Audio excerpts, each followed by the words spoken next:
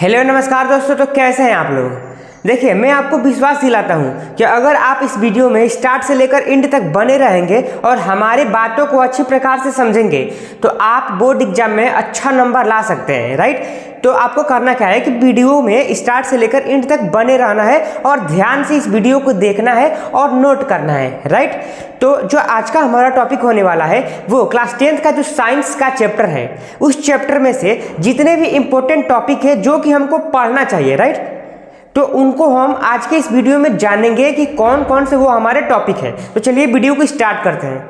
देखिए, सबसे पहला जो हमारा चैप्टर है चैप्टर नंबर 1, राइट, केमिस्ट्री का है। तो सबसे पहले आपको पढ़ना है चैप्टर 1 में से आपको पढ़ना है संयोजन तथा वियोजन रिएक्शन, यानी कि ये अभिक्रिया। राइट, ये हो गया हमारा फर्स्ट क्या, संयोजन तथा वियोजन अभिक्रिया के बारे में डिटेल्स में आपको पढ़ना है। सेकेंड क्या है, ऊष्माक्षेपी तथा ऊष्माशोषी रिएक्शन, यानी कि ये अभिक्रिया। देखिए, अगर आप अच्छी प्रकार से पढ़े होंगे अभी तक तो आपको मालूम होगा कि जो ऊष्माक्षेपी तथा ऊष्माशोषी रिएक्शन है वो कितना इंपॉर्टेंट है। राइट, तो आप इसको पढ़ लीजिएगा, इसके एग्जाम्पल को भी आप याद करते चलिएगा। राइट, अब देखिए तीसरा नंबर है हमारा रासायनिक समीकरण को संतुलन करना। अब देखिए, बहुत सारे ऐसे स्टूडेंट होंगे जिनको कि रासायनिक समीकरण संतुलन करना नहीं आता होगा। तो देखिए, अगर आप अच्छा स्कोर करना चाहते हैं, साइंस में अच्छे नंबर लाना चाहते हैं, तो ये वाला जो पोर्शन है रासायनिक समीकरण को संतुलन करना, ये आपको सीखना ही होगा। राइट, अब देखिए तीसरा भी हमारा हो गया। अब चौथा क्या है, ऑक्सीकरण अभिक्रिया। देखिए, जो ऑक्सीकरण अभिक्रिया है वो मोस्ट इंपॉर्टेंट है। राइट, अब देखिए हमारा पांचवा है रेडॉक्स अभिक्रिया। देखिए, जो रेडॉक्स अभिक्रिया है वो ऑक्सीकरण अभिक्रिया से ही संबंधित है, तो आप रेडॉक्स अभिक्रिया को भी पढ़ लीजिएगा, इसके एग्जाम्पल को भी याद कर लीजिएगा। देखिए, जितना भी आपके सामने परिभाषा वाला होगा उसके एग्जाम्पल को भी आपको याद करना है, क्योंकि परीक्षा में यानी कि एग्जाम में लिखते वक्त परिभाषा के साथ साथ एग्जाम्पल को भी लिखना होता है। राइट, तभी फुल मार्क्स यानी नंबर मिलते हैं। अब देखिए, फर्स्ट चैप्टर हमारा हो गया समाप्त, यानी कि फर्स्ट चैप्टर में से आपको इतना ही पढ़ना है। राइट, अब सेकेंड चैप्टर में से क्या पढ़ना है, देखिए अम्ल है, क्षार व लवण। सेकेंड चैप्टर का नाम है अम्ल, क्षार व लवण। राइट, तो ये हमारा फर्स्ट टॉपिक बन जा रहा है इस चैप्टर से कि हमको अम्ल के बारे में भी पढ़ना है, राइट, क्षार के भी बारे में पढ़ना है एंड लवण के भी बारे में पढ़ना है। अब देखिए कि अम्ल का परिभाषा, क्षार का परिभाषा व लवण के परिभाषा के साथ साथ इसके एक एक एग्जाम्पल को भी आपको याद करना है। राइट, अब देखिए फर्स्ट हमारा क्या है, बेकिंग सोडा। देखिए, फर्स्ट ये था जो कि आपके जो चैप्टर का नाम है उसी से बन जा रहा था कि हमको क्या पढ़ना है। राइट, तो ये हो गया हमारा सेकेंड, आप मान लीजिए। तो सेकेंड क्या है, बेकिंग सोडा। देखिए, बेकिंग सोडा की निर्माण की प्रक्रिया, राइट, उसका उपयोग, राइट, उसका रासायनिक अभिक्रिया एंड भौतिक, ये चारों आपको इससे रिलेटेड पढ़ना है। राइट, तीसरा क्या हमारा, उदासीनीकरण अभिक्रिया। देखिए, ये जो है उदासीनीकरण अभिक्रिया वो ट्रेंडिंग क्वेश्चन है, मतलब इसको हर बार पूछा गया और पूछा जाएगा। राइट, अब देखिए हमारा चौथा क्या है, प्लास्टर ऑफ पेरिस। देखिए, फर्स्ट हमारा ये था अम्ल, क्षार व लवण, सेकेंड हो जाएगा हमारा बेकिंग सोडा, थर्ड हो जाएगा उदासीनीकरण अभिक्रिया एंड फोर्थ हो जाएगा प्लास्टर ऑफ पेरिस का निर्माण। राइट, ये था हमारा सेकेंड चैप्टर से रिलेटेड टॉपिक जो कि आपको पढ़ना है। राइट, अब देखिए हमारा चैप्टर नंबर 3, धातु और अधातु। देखिए, धातु और अधातु यानी कि जो चैप्टर का नाम है धातु और अधातु, उसी से क्लियर हो जा रहा है कि हमको धातु का परिभाषा एंड अधातु का परिभाषा, उपधातु का परिभाषा एंड इसके एक एक एग्जाम्पल को भी हमको पढ़ के जाना है, क्योंकि जब हम लिखेंगे तो परिभाषा के साथ साथ एग्जाम्पल को भी लिखेंगे।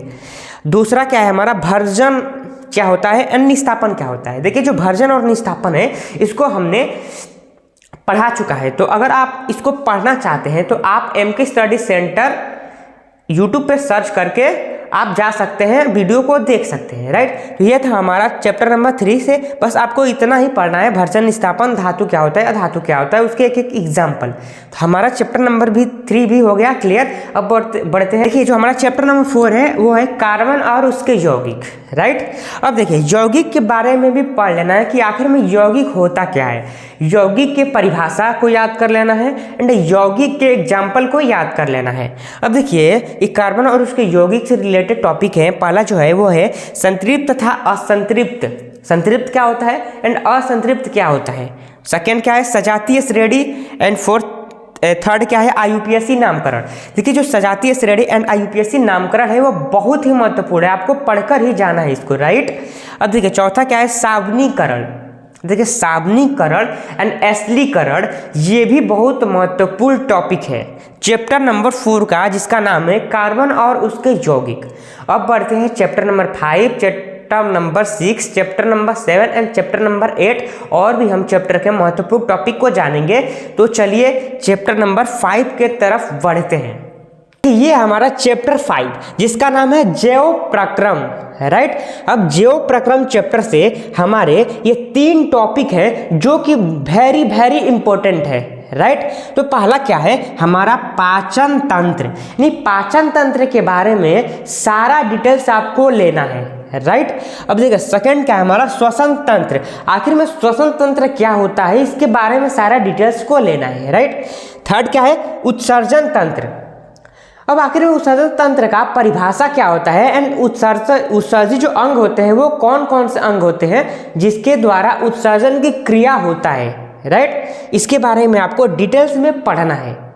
अब देखिए चैप्टर नंबर हमारा 6 जिसका नाम है जीव जनन कैसे करते हैं। देखिए जीव जनन कैसे करते हैं, यानी कि जो चैप्टर का नाम है उसी में जनन आ रहा है, जनन, यानी कि इसमें जनन से रिलेटेड अधिकांश टॉपिक होंगे। यानी कि सबसे पहला है हमारा लैंगिक जनन क्या है, दूसरा है अलैंगिक जनन क्या है, तीसरा है परागण एंड चौथा है पुष्प की संरचना।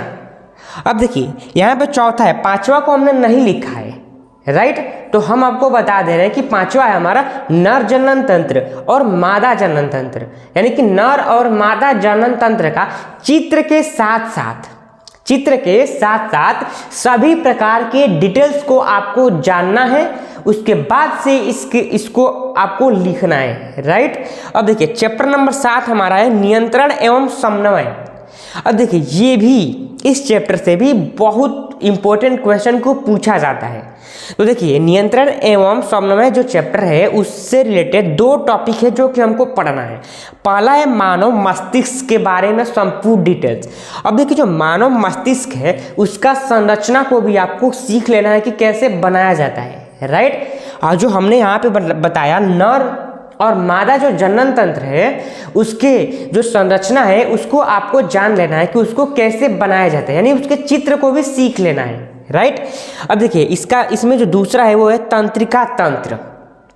अब तंत्रिका तंत्र के बारे में भी डिटेल्स में आपको कहीं से भी पढ़ लेना है। अब देखिए अब बढ़ते हैं अपने चैप्टर नंबर 8वां जिसका नाम है अनुवांशिकता। चैप्टर 8 है जिसका नाम है अनुवांशिकता। तो देखिए सबसे पहला है हमारा डीएनए तथा आरएनए में अंतर को पढ़ना है कि डीएनए क्या होता है, आरएनए क्या होता है, उनके बीच अंतर क्या होता है, राइट।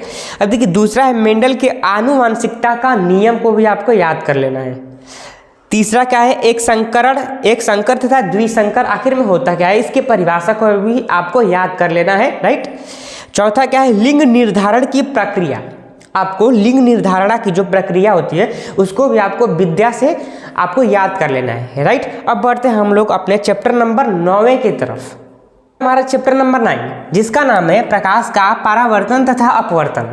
अब देखिए नाम में छुपा है प्रकाश का प्रवर्तन तथा अपवर्तन, तो हमारा टॉपिक भी हो जाएगा प्रकाश का प्रवर्तन एंड प्रकाश का अपवर्तन, राइट। 2 टॉपिक क्लियर हो गए। अब तीसरा क्या है, लेंस की क्षमता। लेंस के क्षमता के बारे में हमको डिटेल्स में जानना पड़ेगा कि आखिर में लेंस की क्षमता होता क्या है, राइट।